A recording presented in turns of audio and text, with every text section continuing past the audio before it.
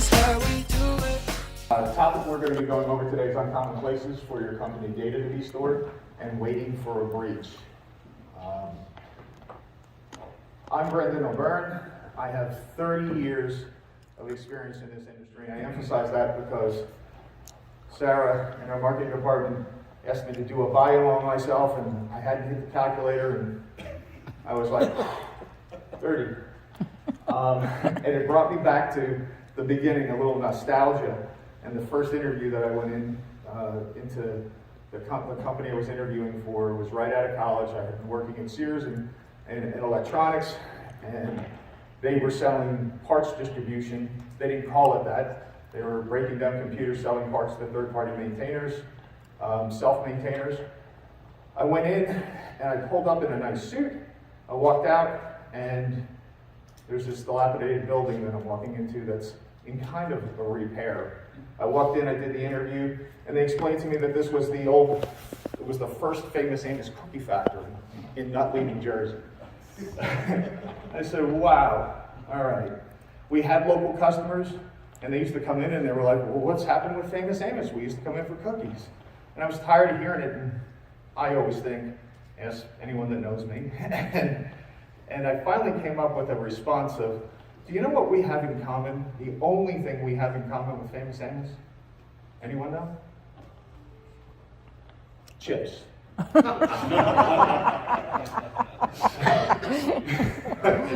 I wasn't a dad then, but I was in practice. Half of my career was spent in asset recovery, IT remarketing, sales and business development. Half of my career was spent in operations, the latter portion, in operations project management. Currently 7 years with Guardian Data Destruction. I'm the Enterprise Services Director, and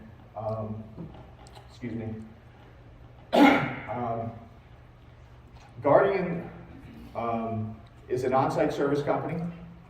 We focus on data destruction on-site, IT logistics, enterprise decommissioning in data centers, and in regular office buildings.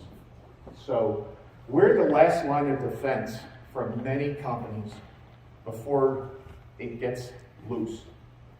So what I'm going to go through is really from that perspective, a lot of hardware end of life, and from a perspective of it getting out of your building to whatever downstream processors you're using.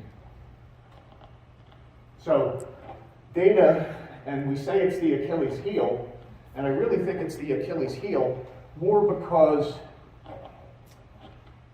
it's just so rapidly coming at us. It's how do we deal with it? How do we deal with it physically? How do we deal with it from a liability standpoint? Where's it coming from? So it's really, I think, getting our arms around all of those things and putting some policies and processes in place that make sense to deal with it. The problem is coming at us so fast and furious. It's, things are getting out of control.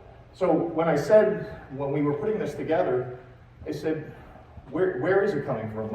What's the volume? So this is a good representation from IDC Global and Seagate, and we're at zettabytes. Zettabytes. I wasn't even sure that existed. That's 1 trillion gigabytes of information. If you look from 2021 to 2025, the global data is going to increase 3 times. So where's it coming from? Where's it going to? How's your company going to deal with it? So when I first had my first computer, and I don't know about you guys, it looks like some experienced people here. It was an Atari 800 48K machine. It had a cassette drive, and there was nothing to retain the data. There was cartridge slots. That wasn't enough for me, so I upgraded to the Commodore 64, which was state-of-the-art technology. That had an external floppy drive that held 360K 5¼ inch, and I was on my way. It was stellar. Now we're in zettabytes. We went through 5 5.25-inch floppies, 3.5-inch floppies, jazz drives, hard drives, RLL, MFM, just on and on and on. And in the 90s and 2000, you had Moore's Law that was constantly upgrading processors on a 2-year basis and doubling and tripling. So you saw hardware, and when I'm looking at this increase that we're seeing here is very similar to this curve. And back then it was just getting under, your arms around the equipment and the dollar values. When the Despero 386 came out, it was $20,000, so everyone was concerned about value. They weren't concerned about the data, they weren't concerned about recycling. That wasn't ever an issue. So what issues are coming here is what I'm saying. What can we learn from the past and apply to the future? So I'm sure you've heard in a lot of, because I've sat in a bunch of presentations about the liability in data and some statistics around it. But NAID, does everybody know what NAID is? National Association for Information Destruction. They're the governing body of how to handle data. President of our organization sat on the board for 5 years. They really are the standards of how to deal with it. That being said, I'm not here to tell you how to deal with it. There's a governing body for NAID. There's all of these compliance laws that each one of your industries are going to make you apply to. I really want you guys to think this whole program, because we don't know what's coming, is to back up and flip your thinking. Because as experienced people or young guys or young women coming into the industry, what I do know about ITs and IT people and technicians, we're proud of what we know. We have to step back from that and say, an ego perspective, and say, we don't know. So 40% of IT equipment still contains personally identifiable information of the original owners and hardware. That's a staggering number. Staggering. 30% of all data breaches come from not properly disposing of assets. That's from Gartner. So that says we're not doing a good enough job. Where's the data? Where's it hiding? Is where I've been going to. Anybody have any instances that are not really common that they found and they said, wow? Anyone? No? I was going through my morning ritual, which was going to Dunkin' Donuts, just about a month ago. I finally figured out how to order it on the app before I got there. And I drove up, and the board changed, and it says, Brendan O'Byrne, thank you, your coffee's ready, and you earned 36 points. You've earned 36 points, and first I was like, wow. And then I was in the middle of thinking this through. I was like, where does the board hold the data? Where's it going? Is there a device inside going across the internet? It has to be. So we've got things coming from everywhere. So the thought process, what's going on here? The thought process, you can still hear me. The thought process is, has been, the standard is, pull the drives, erase them, shred them, do something at end of life, and we're done. It's just not the case anymore. The goal of everyone here, what I know is, I'm going to just leave it alone. The goal of everyone here as a member of IAITAM is to do things right. So we know that we have to have, or you have to have, a policy on how to handle your data. What Harvard Business Review is saying, 4 out of 5 corporate IT assets in disposal projects are missing at least one asset.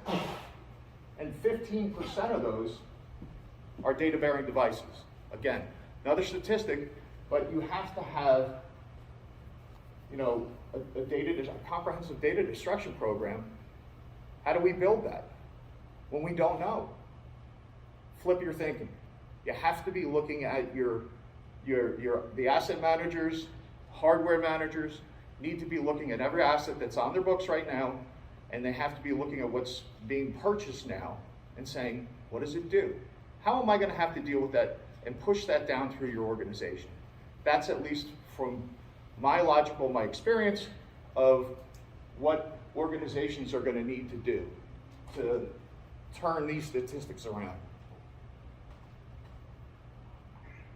Who cares?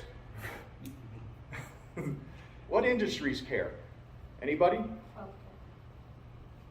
Healthcare services. Healthcare, financial. This one's a little bit tricky. Everyone.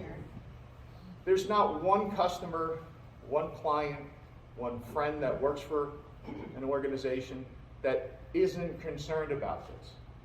What I hear a lot of is concern and not a lot of action. If these guys aren't doing it right, and they've got huge IT budgets, and I'm sure you guys are sitting in some organizations, maybe not these, but it's a challenge. This is definitely a challenge topic. So this is 2016 to 2020, and there's so many more. This is just a smattering of what's going on there, data breaches. Now this is from the live environment, not just end of life, but it paints the picture of where we are. Where is it coming from? So the obvious. Computers, laptops, desktops, tablets, we all know what they are. The way that all of these is changing in the way we store data in them. Some of them have media card readers.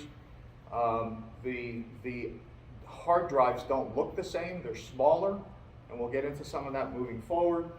All-in-ones, sometimes on your Chromebooks, your tablets, those drives are built onto your board. So the old policy of pull the drive and shred it, how are you going to do that? We end up on site, for people that are paying attention, pulling the boards and shredding. I know that takes the value out of the asset, but it handles the liability. So even in your standard assets, networking equipment. Up until about 2 years ago, all I heard were people with servers. Servers, desktops, laptops, the standard, and of course printers. 10 years ago, everybody saw the 60-minute episode of hard drives and copiers and printers. They started to pay attention to them, but not really. Recently, we're getting a lot of, can you factory reset our switches? All of your data, your network information resides on those devices, and it's proprietary, and it shouldn't be out in the marketplace. So some companies are starting to adjust to it. If you're not, you should.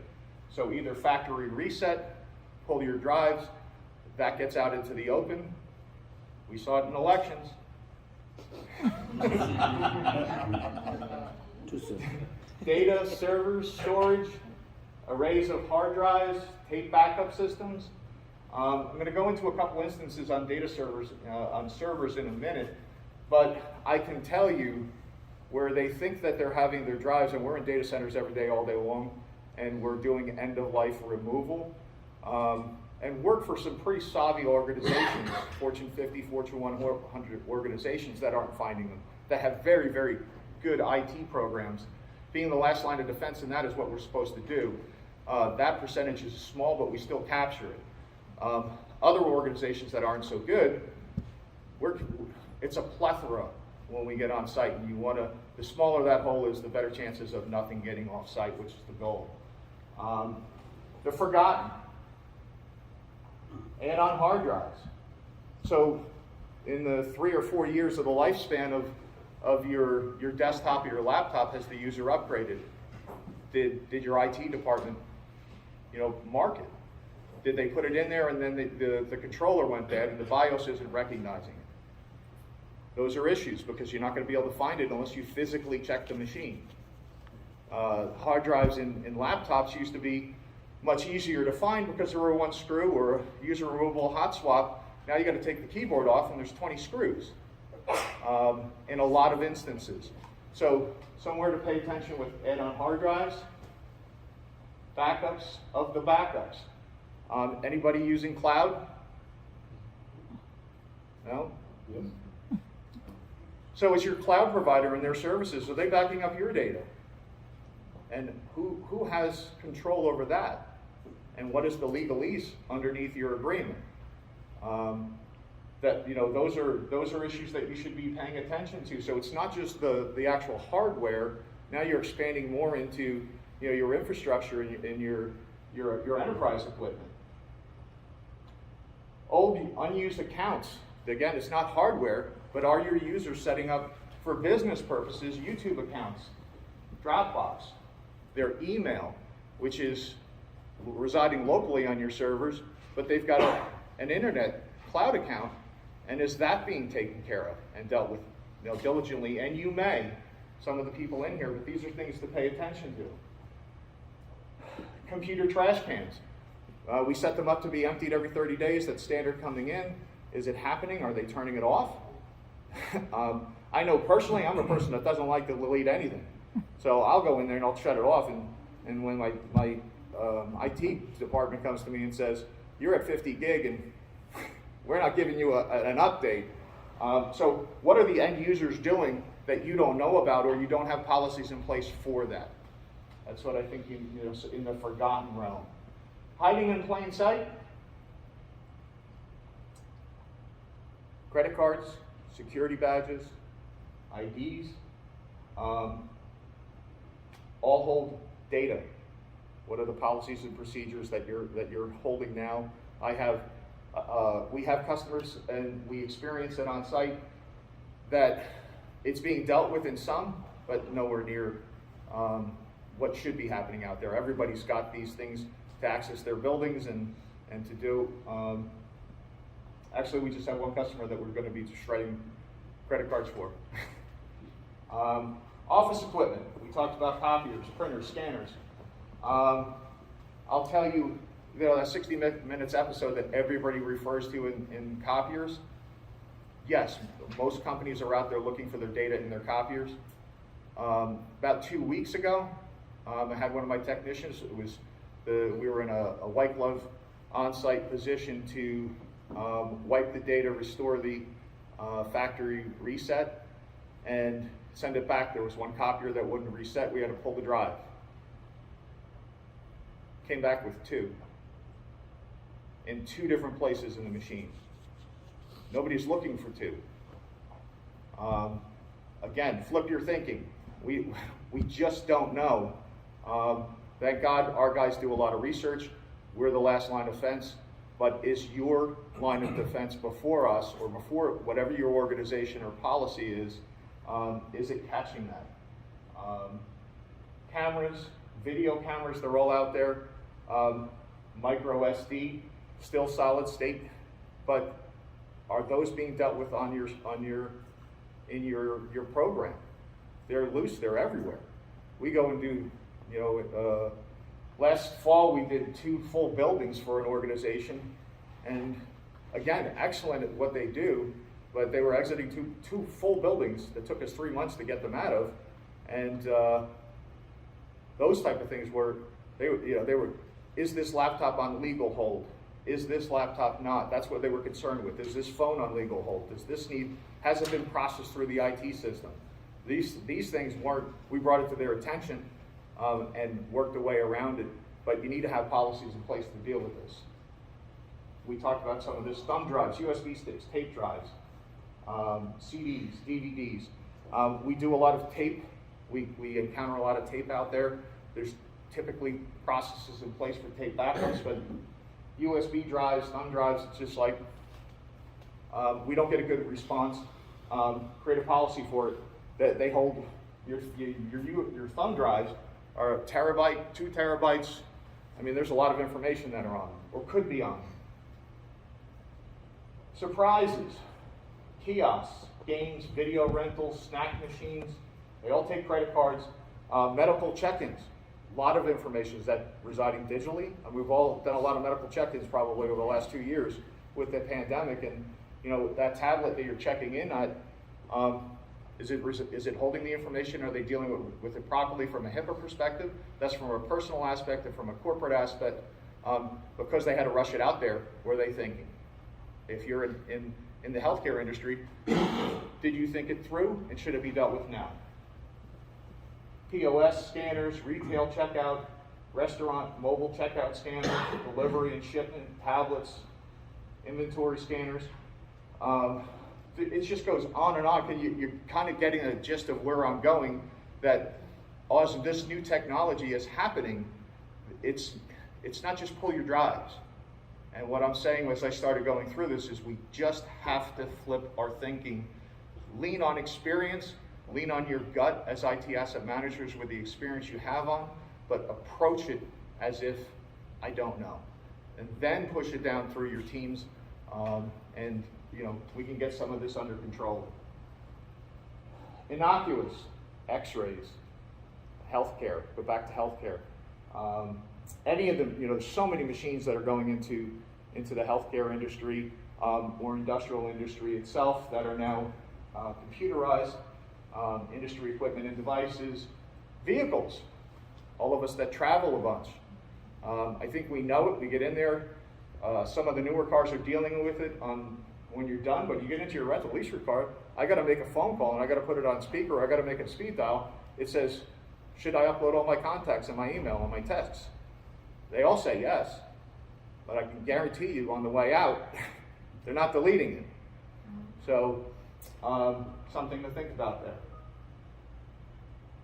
IoT, which is a major driving force in where this is coming from, Internet of Things.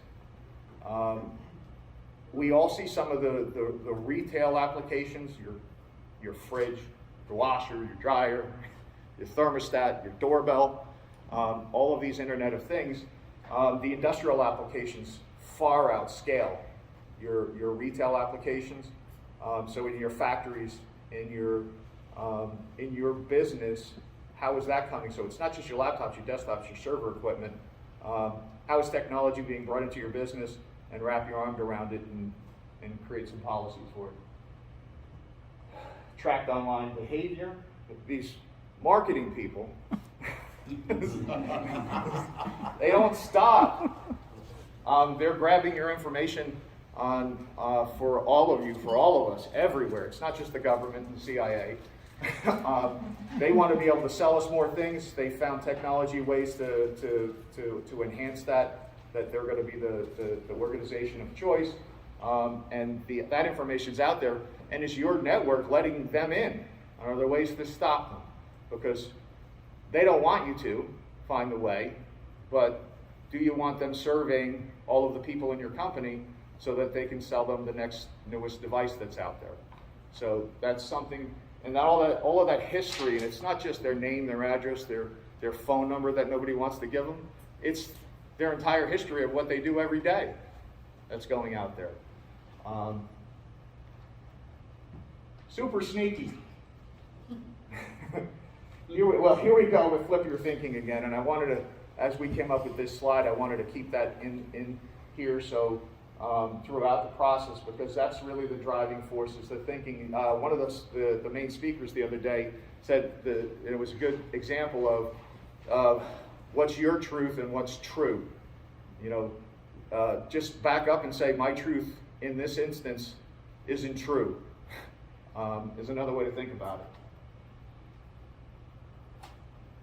We went through some of these, your memory cards, your SSDs, your SSD drives, which are your predominant drives out there now, come in many variations, your M.2s, your NVMEs.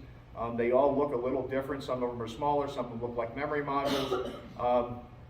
When you're physically having to deal with those, go out and find out what they are. The same thing with micro SDs, they're still a solid state solution. Deal with them. Cameras. Drones, I know I have a drone, I like drones. They all use SD cards, and they're used for, I know everybody thinks about, are you flying out my window at night? And I don't want to see anybody in their window. But they are used for a lot of industrial applications. and it's only going to get more, and I'm sure within some of your organizations you're going to see those being utilized in ways that you never dreamed. Not just Amazon coming to your front door. They're everywhere, they're small, they hold a lot of confidential information. That's the thing, is especially the external ones that are small, that are going out, really, they seem small and they seem like the ones that you should, I don't pay attention to that. Those are the ones that are really need to get your arms around.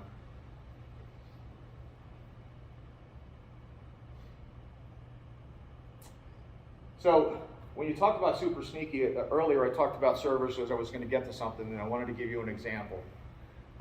We're on site. We have a validation. The customers asked us to do a validation. Good IT group. They have already inventory. They want us to inventory and do a comparison to their serial number list. We're done pulling drives, my team, and you're missing a significant amount of drives. So we did some diligence with the customer. We're not finding these. My teams go into effect and say, "What is it? Something we missed?" Because at least with us, the chain of custody and the way that we communicate back and forth with the customers, when you have a good solid IT program, is crucial. So we're saying these drives are missing.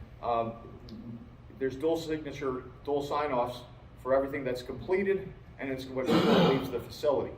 So we're working through what it is, and really what it ended up is the I don't think I have it in here, but the Dell 740XD servers all have 24 drives, at least this variation. There's 15 different variations of that model that are made, and even if you went to Dell, you could have it customized, but the 15 flavors that you can order directly from them, this particular one had 24 drives on the front, which is what we pulled.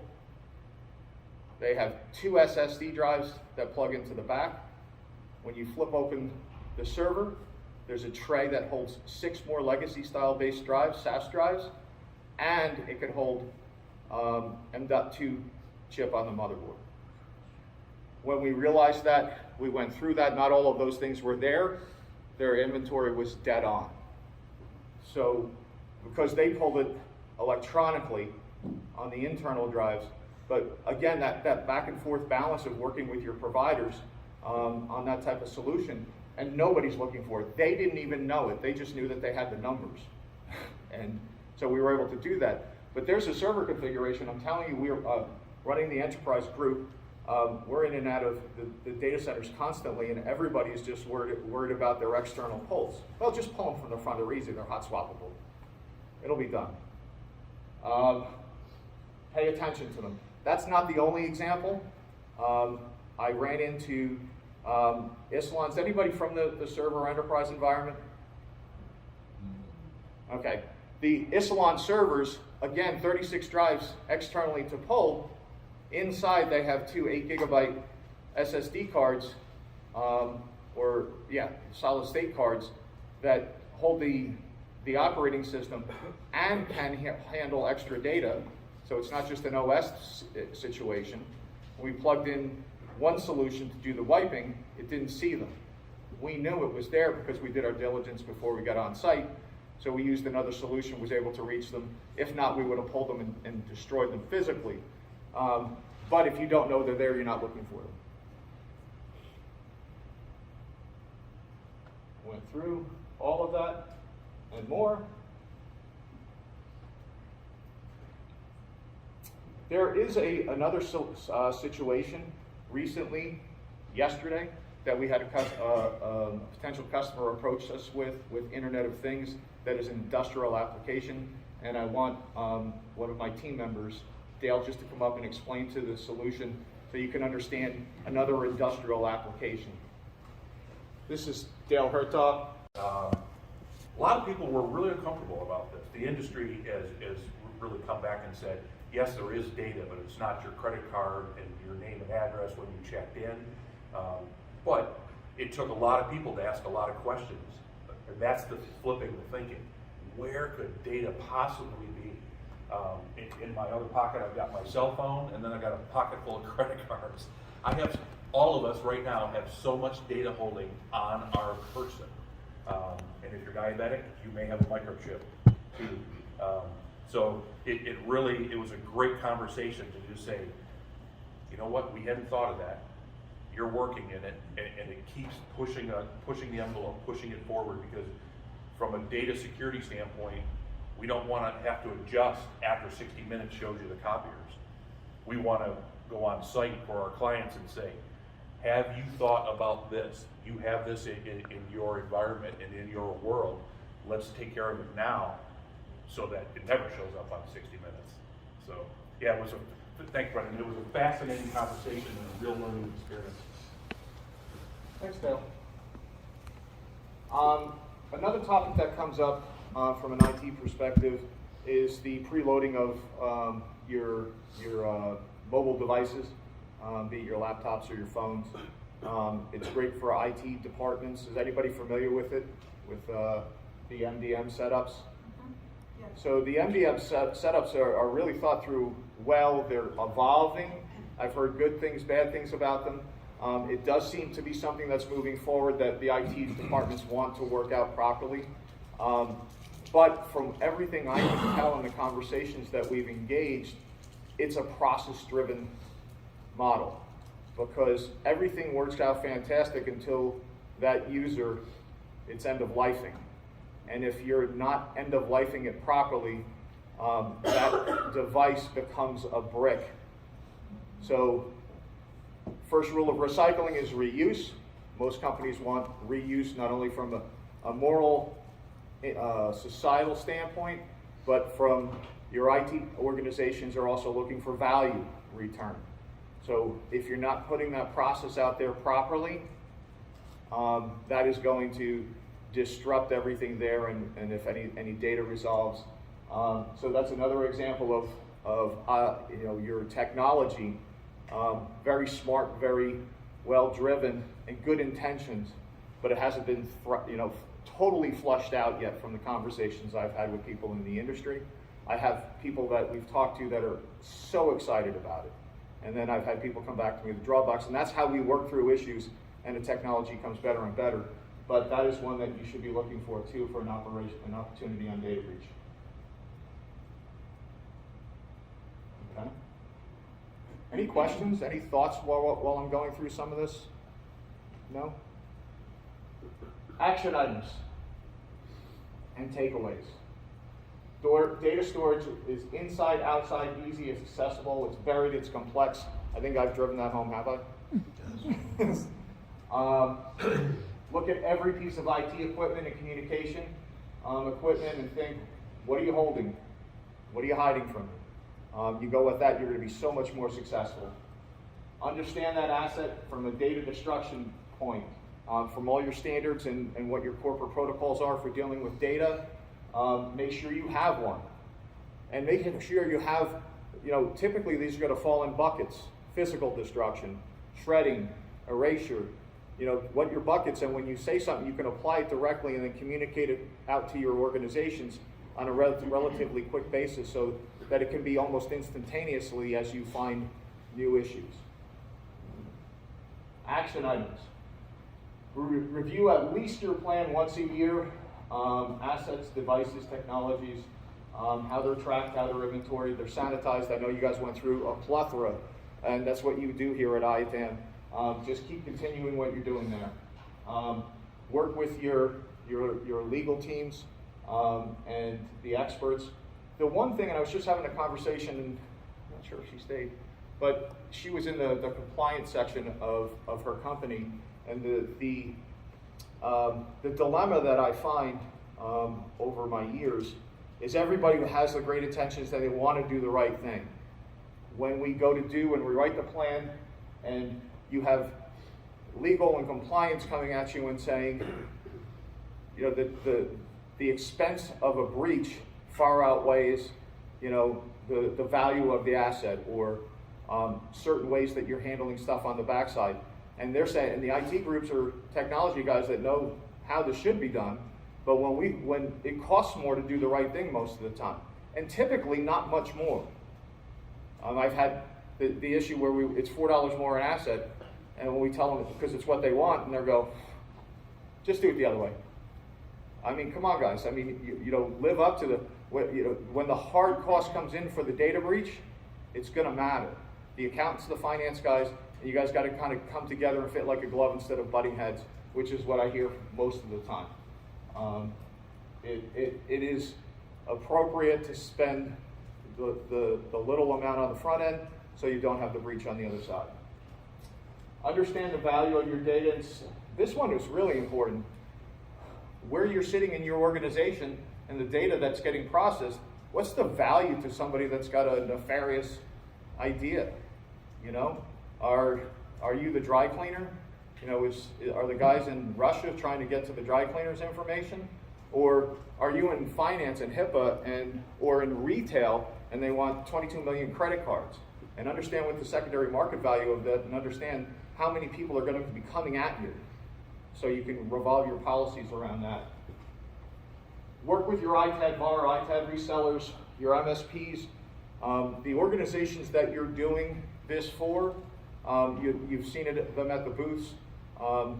They're all been in the industry for a very long time, super smart people. I know when you negotiate pricing, it's all of that, but they're solution providers. We're here, they're here to help you in this tripling of data coming over the next 3 years and the next 4 years. Work with us as partners.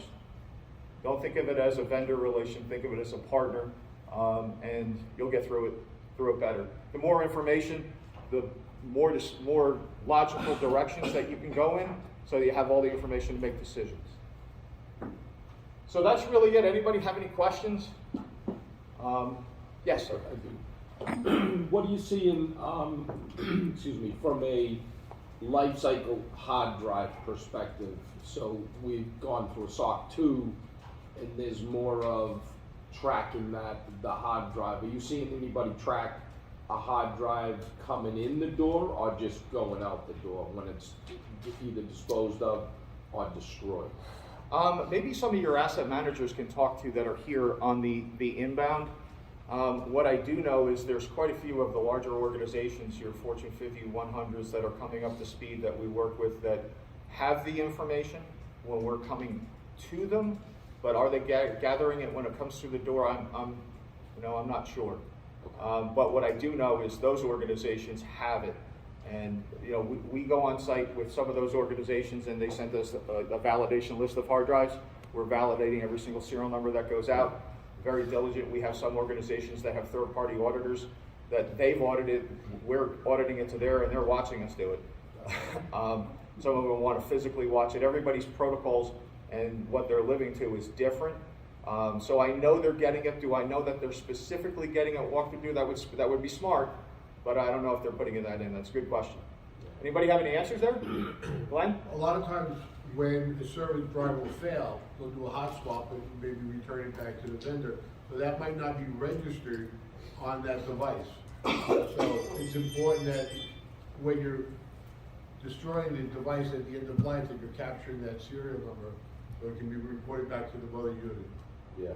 We were asked, like, for that, the breadcrumb trail, and we're like, well, we don't track them coming in the door because there's no data on them, and then when they're in use, they could be swapped out during the life cycle of a server, and there's not, the drive is tracked and destroyed, but a new drive going in is not really recorded until it goes in and becomes accessible. Right, so also, if the drives are hot swapped and they're not returned back to the manufacturer, they should be accumulated in a secure bin inside the data center. So that pile of hard drives can also be scanned and verified so that they have documentation on either the drives that are in the servers as well as the ones that have been pulled. Yep, and that we're doing that. We just don't do anything At the front end. If anybody wants to. I think there probably could debate for that because of the hot swapping in the middle, and there's issues.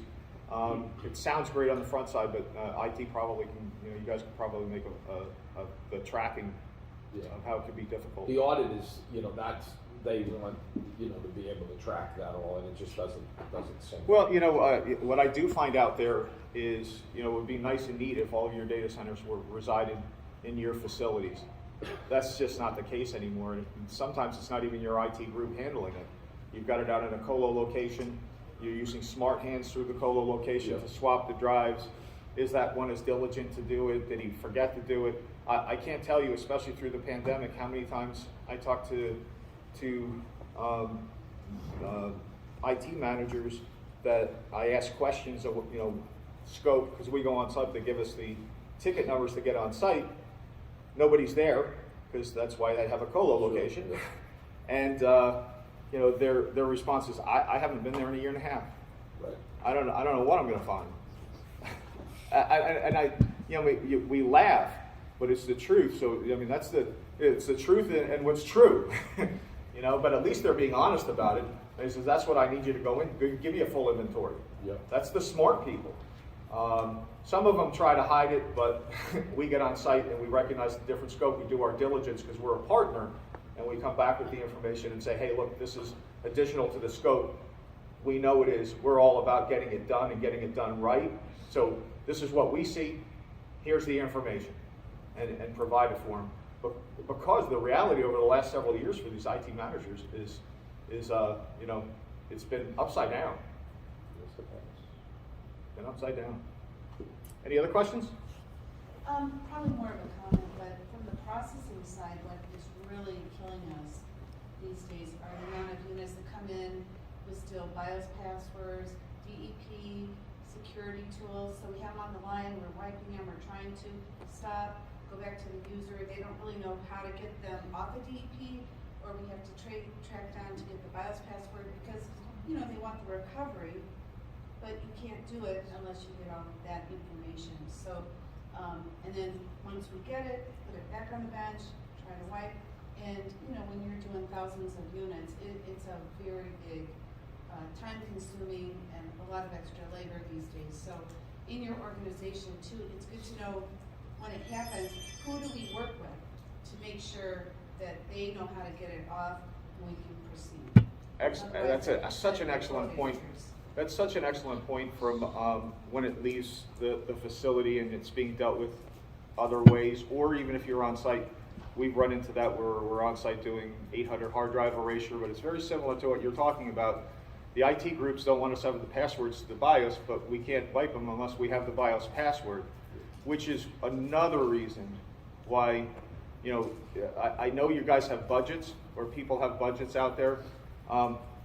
And single source isn't necessarily what it is, but have a couple of trusted vendors that know that whatever your agreements are, you're putting it in there, that they can have access to this information to be able to do it seamlessly. Doing it when it hits the processor is not the time to be handling that. That's a train wreck. Us going on site, and we do the diligence of asking you beforehand, but a lot of the times the person we're working with and then we get on site is totally different, and the password got changed and nobody knows.